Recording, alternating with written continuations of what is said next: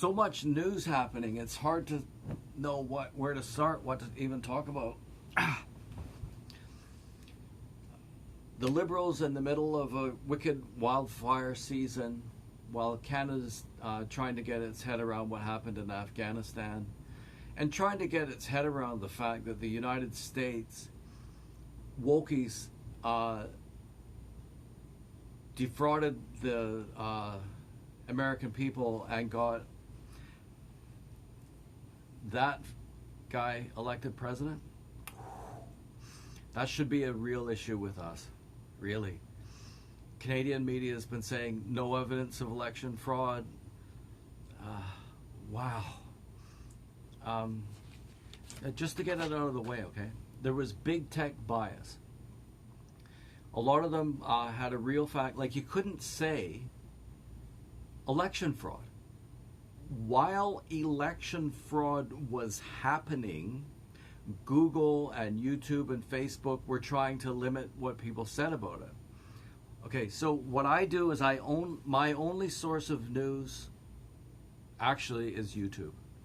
So if people say that YouTube doesn't allow anything, that is such nonsense. But they do try to limit it. You couldn't talk about election fraud when it happened. You couldn't talk about it after. And here's the thing. That bias was itself proof of election fraud. The most powerful people that have ever lived limited people's ability to talk about election fraud. That is in itself election fraud, right? Big time. Fuck. They colluded with BLM. BLM, defund the police. How much to focus on let's just focus on the women. How much has that hurt women? How much money did they abscond with? The BLM founder, I think she said she was a Marxist, and the last I heard about her, she had bought 3 mansions. Just as wicked, stupid, and sinister, and evil, and ridiculous a thing as you could imagine. People were voting without photo ID. Have you seen the Canadian media talk about this? Big tech bias. You couldn't talk about, or the lab leak hypothesis. The lab leak hypothesis was obvious from the beginning to anybody that would knew. And Theresa Tam was better qualified to know that than probably anybody in the world. And she called it a conspiracy theory. Saying that somebody's engaged in a conspiracy theory is essentially the same as to stop thinking yourself. If you say that this is a conspiracy theory that there was election fraud, this is a conspiracy theory, what you're doing is I'm going to stop thinking and you're going to shut up. That's essentially what it is. But of course, a lot of people aren't going to shut up, are they? Big tech bias, no photo ID. Canada, you need photo ID at some point. Weaker signature verification regulations.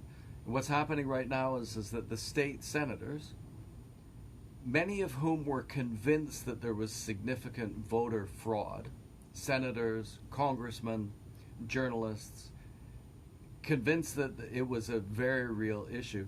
Apparently in the Canadian media scene, that's not evidence of election fraud. And the thing is with the photo ID, the bias, the weaker signature verification, we know it. That happened. Ballot harvesting. They're going around and collecting, sometimes the candidates themselves going around and collecting 50, 60, or whatever. A spike in voting after the polls had closed in key districts that made the difference about who won the election. Suddenly, and they're mostly black neighborhoods, suddenly there's a surge of voting in the key districts spotted around. Now, I can't say that I know enough about that, but what I do know is that people who I respect Like, let's say, go to Viva Barnes on YouTube. Viva, Viva, and Barnes, Barnes. That's the kind of person that I listen to. So you've got media organizations, Hollywood, sports clubs. They're increasingly dependent on the Chinese market.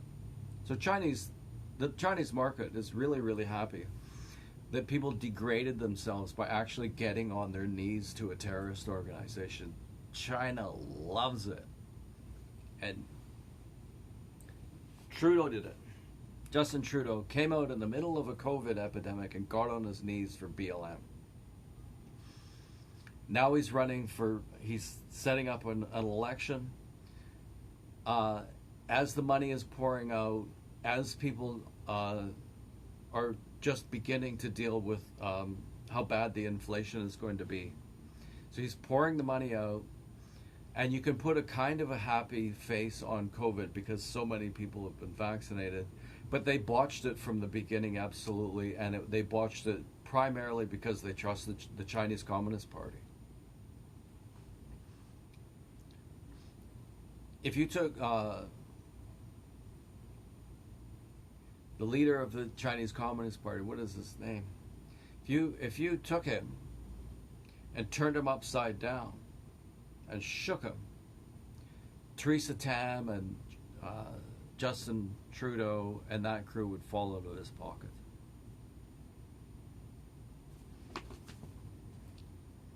The cash for access, we know that one of those guys was the CCP thug. I don't think that you could get elected in Canada without cooperating in some way with the Chinese Communist Party.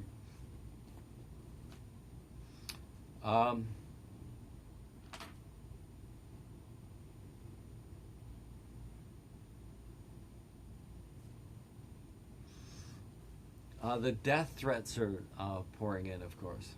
So who would it be? Alexandria Occasional Cortex, and Havana Harris. There's a good chance that some of those death threats, there was just one recently, was sent and received by the same person. So you've got people running around, oh, there's a death threat against me, get a lot of attention, influence politics. And then, okay, lo and behold, what you discover, they sent the message themselves. That is not as likely amongst my guys, because my guys say, well, yeah, everybody gets death threats.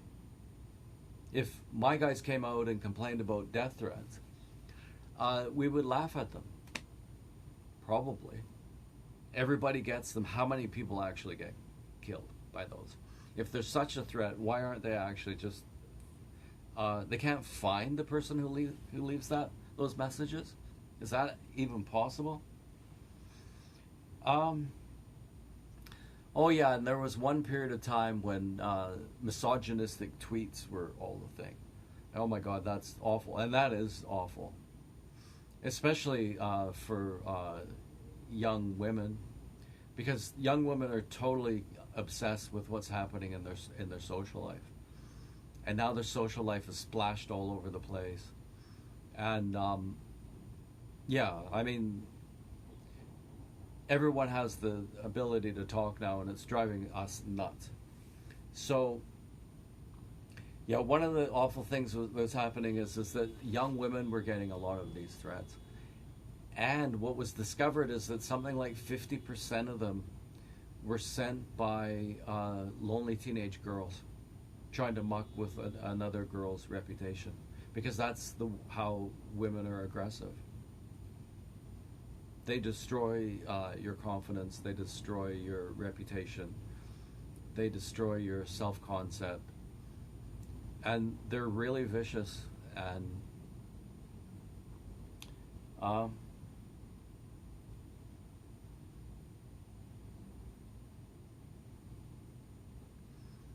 Mecca has tents, I think, for 500,000 people. That's Saudi Arabia.